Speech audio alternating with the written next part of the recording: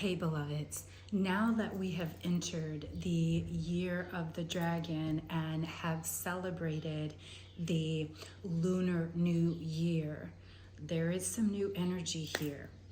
The wood dragon energy is very masculine, but underneath that current, of course, to balance things out is the divine feminine. And this is why I want to invite you into your era of the queen. Many of you know I've been sharing this with so much excitement and gratitude that I'm about to embark on an epic lifetime journey and experience to Egypt. And I want to take you with me. Why do I want to take you with me? Because in this queen era, we must look to our ancestral sisters and the divine sisterhood that many of us have a deep past life, karmic, and even Akashic record life, experience with, whether we were queens and kings or if we were just common folk who built the pyramids or were servants in different capacities. But many of us, especially us women, know we have a very deep connection to the energy of Egypt.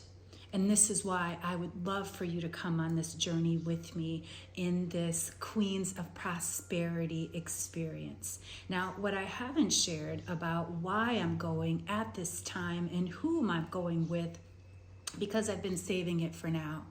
So there was a film that I saw a few years ago. It's called Happy, H-A-P-I, and it's about the origins of economic empowerment that started in Egypt, just like hieroglyphics, just like so many of the things that we have now come to believe came from the Greek and the Roman era. But I'm here to share with you something different about that. Just being on the soil where the great library of Alexandria was reminds me of how much power we really had. Each of us have our own different individual and the collective stories of queens like Cleopatra, who did all that she could to not only reign, but to make her era the most prosperous. There's queens like Nefertiti and Queen Bathsheba, and of course going back even further with Hathor and Sekhmet, and of course my personal favorites, Ma'at and Isis. Well, they're all my favorite. But this, beloveds, is a path to your prosperity. It is also about letting go of this idea of the masculine productivity and capitalism, and really allowing yourself to align with the divine feminine quality that is prosperity.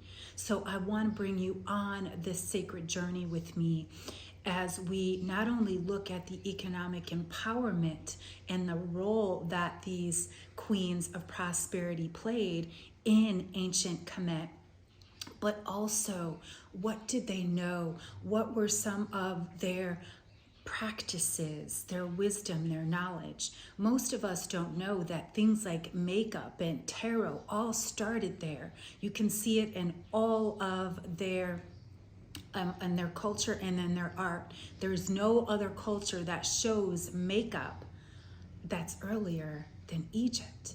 And so believe me, beloveds, this Queens of Prosperity experience will be like no other. Not only will you have a private Telegram chat with both Miana and myself, you'll go there with us as we explore the sacred temples of these sacred queens, of this divine energy. And not only that, I'll be sharing with you some tools that you can use right now as we are on this sacred journey and beyond. So I want to invite you to tune in and remind yourself why you started your journey as a spiritual entrepreneur, as a creative, as a writer, and of course, as a healer. Because when you remember what your purpose is, that is your sacred path. And that, beloveds, is the key to your prosperity. It's time for us all to anchor in and harness this queen era, both within ourselves, in our business, in our lives, in our health and our wellness, and of course, in our prosperity, abundance, wealth, and beauty. Come with us, beloved, and anchor in and harness the power, the prestige, and the prosperity of the queens of ancient Egypt. Ashe.